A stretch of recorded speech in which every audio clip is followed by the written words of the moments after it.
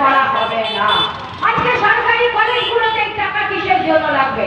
আসলে আমাদের রাজ্যে দুর্নীতির পাহাড় তৈরি হয়েছে এবং এই সমস্ত টাকার ভাগ যাচ্ছে কালীঘাটে, এবং এই টাকা দেওয়ার যদি কোনো রকম প্রতিবাদ ওঠে তবেই আমরা কিন্তু দেখতে পারবো এই তিলোত্তমার ঘটনা ঘটছে বিভিন্ন হসপিটালে। আমরা যদি একটু অনুসন্ধান করি তাহলে দেখতে পাবো ওই আরজি করের মতন হাসপাতালে শুধু এই টাকার দুর্নীতি খালি পরীক্ষায় পাশ করিয়ে দেওয়ার জন্য নয়, সেই হাসপাতালে মৃতদেহ নিয়ে পর্যন্ত কেলেঙ্কারি দুর্নীতি চলে, সমস্ত ওষুধপত্র নিয়ে পর্যন্ত দুর্নীতি চলে। সেই হাসপাতালে আমরা মাদক দ্রব্যের কিভাবে বিক্রি চলে একটু যদি আমরা অনুসন্ধান করি সবটাই পরিষ্কার ভেসে আসবে।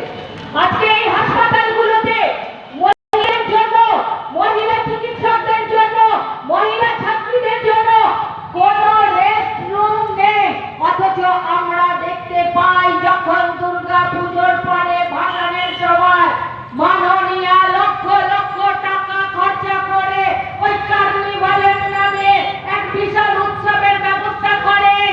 সব সেজে গুজে বসে থাকেন আর ঠাকুর নিয়ে নাচতে নাচতে মাননীয়া আর তার দল বলে সবাই পাণ্ডবগুলোকে দর্শন দিয়ে যান, তখন তারা সেটা উপভোগ করেন আর তার জন্য লক্ষ লক্ষ টাকা খরচা করতে পারেন, ক্লাবগুলোকে বিভিন্নভাবে টাকা দিতে পারেন, অথচ আমরা দেখতে পাই না সরকারি হাসপাতালগুলোয় রাত্রিবেলা যে মহিলা যে ডাক্তার যারা থাকছেন বা দিনের বেলায় তারা একটু রেস্ট নিতে পারবে এরকম কোনো রেস্ট রুম তৈরি করেননি।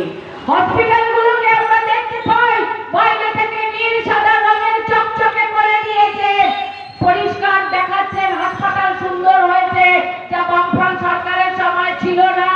এত সুন্দর ব্যবস্থা হয়েছে, আসলে হাসপাতালের ভেতরগুলোতে দুর্নীতির পাহাড় জমেছে।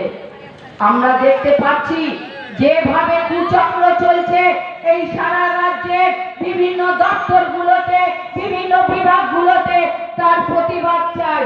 আজকে তিলোত্তমাকে যেভাবে খুন করা হয়েছে 113